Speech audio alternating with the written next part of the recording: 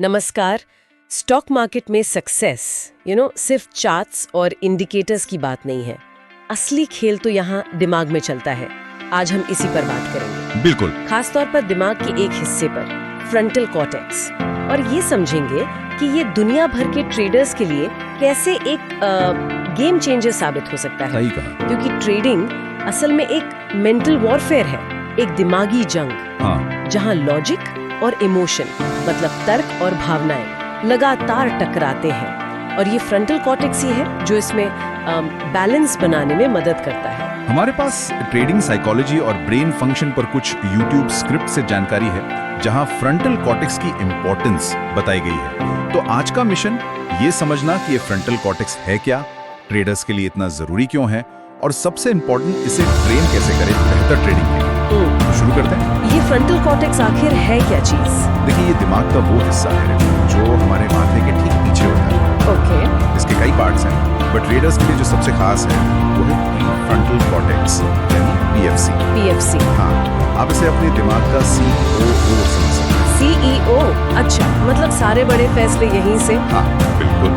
और कमाल की बात यह है कि यही PFC decision making, focus, logic, emotional control, risk management और स्ट्रैटेजिक प्लानिंग ये सब संभालता है। बाप रे, इतने सारे काम। हाँ, जब आप सोचते हैं कि ट्रेड लूं या ना लूं, या कोई कार्टून देख रहे हैं, या फिर लॉस के बाद वो जो रिवेंज ट्रेडिंग का मन करता है ना, उसको जब आप देखते हैं तो समझिए आपका पीएफसी ही काम कर रहा है। ये तो बहुत इंटरेस्टिंग है, क्योंकि ट्रेडिंग में अक्सर ये फोमो मतलब फियर ऑफ मिसिंग आउट या पैनिक सेलिंग, ये भावनाएं हावी हो जाती है। ये शायद लिम्बिक सिस्टम का काम है ना? हाँ, वो दिमाग का पुराना इमोशनल हिस्सा। तो क्या एक मजबूत पीएफसी इन इमोशंस को काबू में रख सकता है? काफी हद तक। एक मजबूत पीएफसी ट्रेडर्स को कई तरह से हेल्प करता है। जैसे? पहला तो लॉजिकल डिसीजन, मतलब भावनाओं में बहकर नहीं, सोच समझकर। ठीक है। दूसरा, इम्पल्स कंट्रोल, वो जो अचानक खरीदने या बेचने का मन करता है उसे रोकना। ये तो बहुत जरूरी है। तीसरा, मार्केट के शोर में फोकस बनाए रखना। चौथा, अपनी लॉन्ग टर्म स्ट्रेटेजी पर टिके रहना। अच्छा। और पांचवा, सेल्फ रिफ्लेक्शन, मतलब ट्रेड के बाद सोचना कि क्या सही किया, क्या गलत और क्यों। वाह, ये तो सच में बहुत फायदे हैं।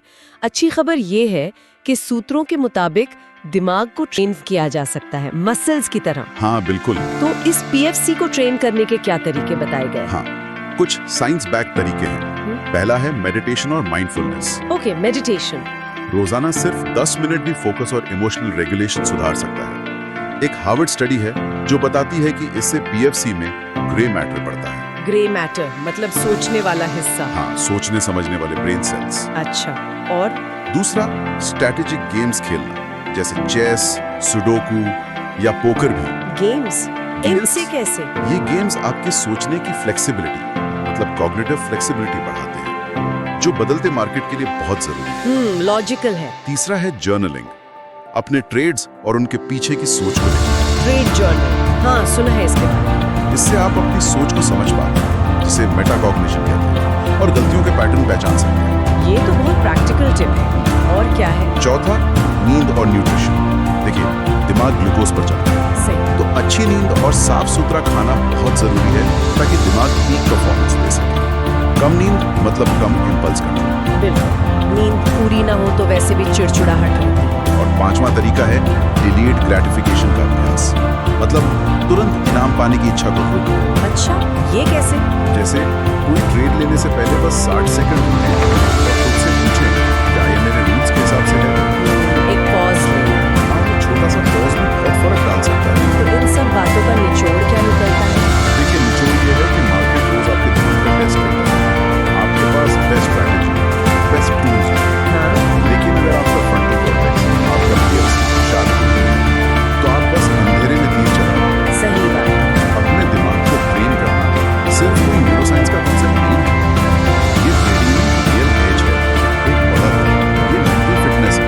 ये जानकारी वाकई आंखें खोलने वाली है। साफ पता चलता है कि ट्रेडिंग में सक्सेस के लिए मेंटल फिटनेस कितनी जरूरी है।